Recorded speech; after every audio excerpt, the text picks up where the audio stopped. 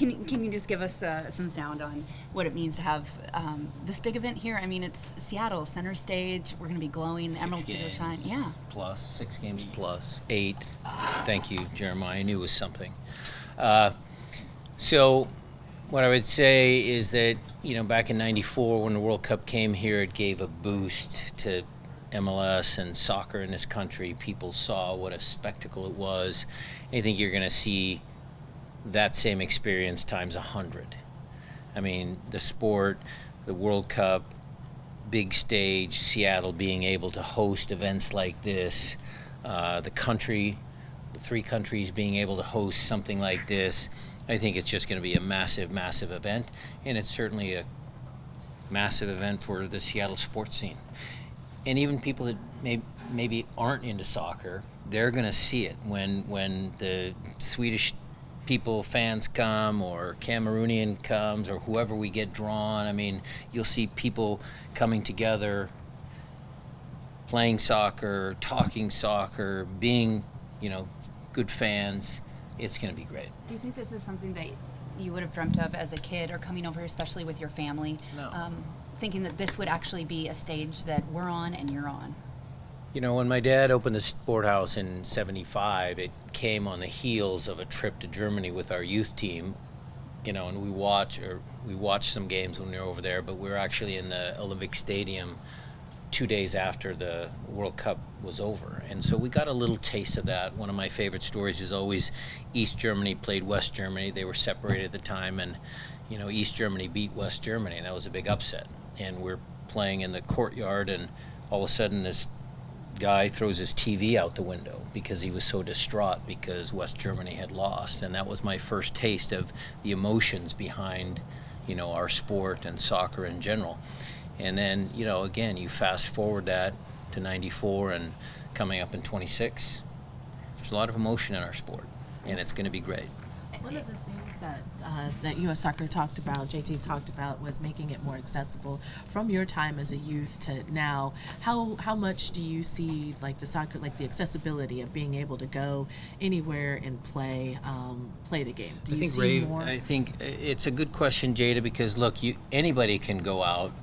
I mean, it's your parenting preferences, but there's ballparks, there's fields, you can go out and play with your kids. That's what we did. John Rogers Elementary School in Lake City, 6-8 guys of us kicking the ball around after school.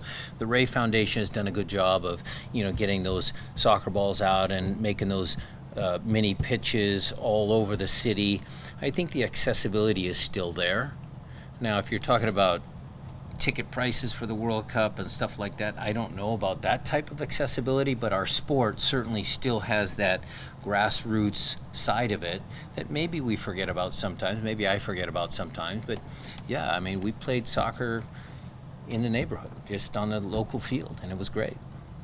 Last night we saw Ballard FC play this Open Cup game and sort of again remind everyone of sort of the magic of this tournament. I don't know, has it The Sounders haven't been quite as competitive in the tournament as you probably would want. I don't know. Do you feel like you guys go into this year's tournament with any different attitude? Well, look, I know why you're saying that because it's based on the lineups that we've rolled out there in years past.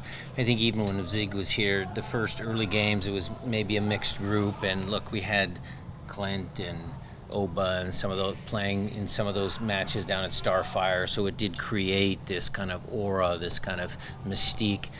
I loved watching a game, although I feel bad for James because I turned it on in the 88th minute.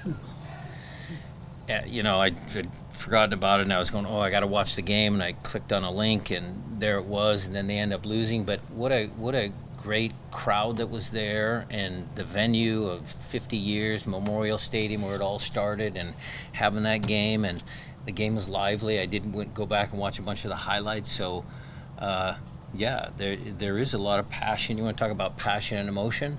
It was clearly evident in that game last night. With training, how did training go today, and any developments as far as player availability for Saturday? Stefan Fry, yes, good news. The one kind of minor setback is Albert. He had a cortisone injection. We got to see how that's working out. JP's a no. Yaimar's yes, full in. Who am I missing? Well, the big ones, no update on De La Vega and Reed. What about as far as strategy for Saturday, outside of a win? Well, strategy is we have to win games. We have to start collecting some points. Obviously, I talked about it, Jade. I mean, it's 3 games into the season. We've had 2 home games. We're going to have to start collecting points at some point in time in the year, and I have confidence in the group. With JP, I know you had said that there was a setback a couple weeks ago, and I'm just curious if has there been a new setback, or is it sort of like they shut him down? Yeah, they shut him down a couple weeks ago to ramp him back up, to make sure we get it right. That's, again, it's early in the season. We want to make sure that we get JP right because it's a critical piece to the team. And do you have a sense, though, of how, is it just one day he'll come in and he's not in pain and then he's good, or is it like there's a real timeline? Well, I don't know if there's a timeline in the sense that, yes, after 4 weeks we can guarantee that he's going to be back all the way. I can't guarantee that, Jeremiah. I know this. We're throwing everything at it. We're trying to get him back as soon as we can. And so you said, I'm sorry to stay on this, but you say 4 weeks. Is that like potentially 4 weeks from now, or you're saying like from? I use that as a rough yeah. gesture. Okay. We shut him down, 2 weeks ago? Yeah. We're going to ramp him up, whether it takes 3 weeks, 4 weeks, 5 weeks. That's TBD. And then with Reed, it looks like he's still pretty far away. Is that? Can you kind of give a sense of where he is and what's going on? So they took another MRI yesterday. They're gonna get that looked at, and then I can give you further updates probably next week. But he's still weeks away, presumably. Weeks. Yeah. So, Coach Brian, earlier, beginning of the season, the team has been drawing goals. So how is the competition developing between Ron Diaz, Jordan Morris, and Leo Chu at training?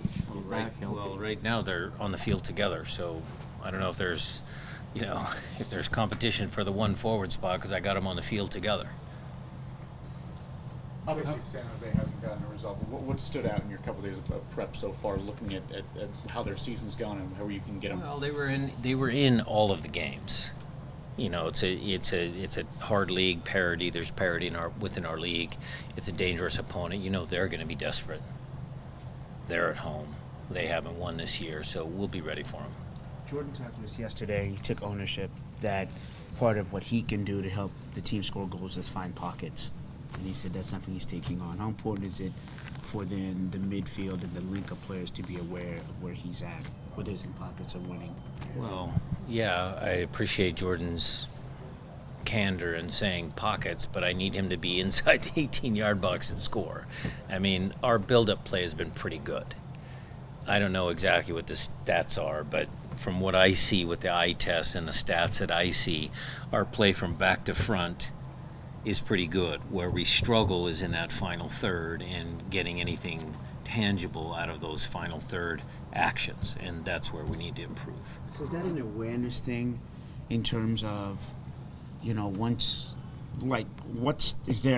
stopping It's that? a decision thing. Yeah. It's a decision thing, and then a technical piece that goes along with that decision. So the guy sees a play, he identifies what he's going to do, then he has to have the technical ability to deliver the ball where he wants it.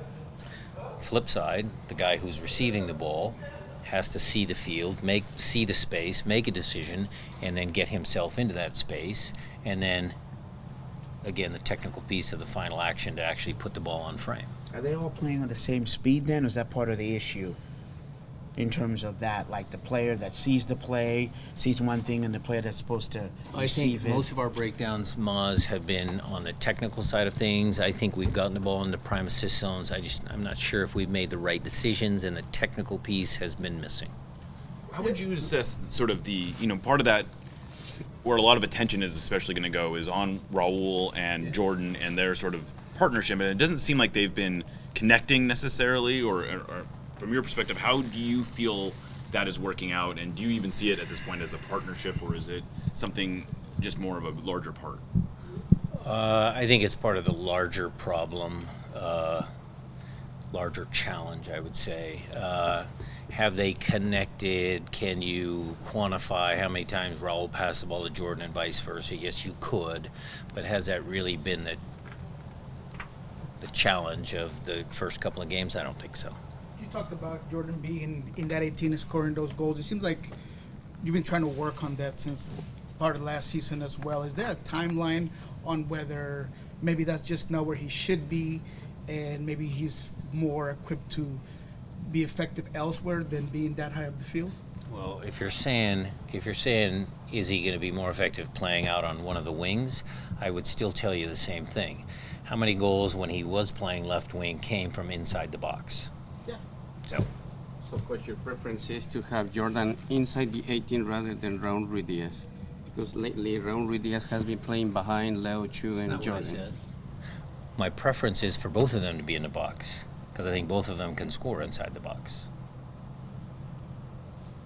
I know you keep saying it's early in the season, only you're going into your fourth game, but how worrisome is it that so far you haven't been able to score a goal in the run of play so far? That's worrisome, Alan. It's not great. I'm not going to sit here and blow smoke, but it's a concern. But I have faith in the guys that we have on the roster. I think we will get reinforcements, and I think the team will be fine.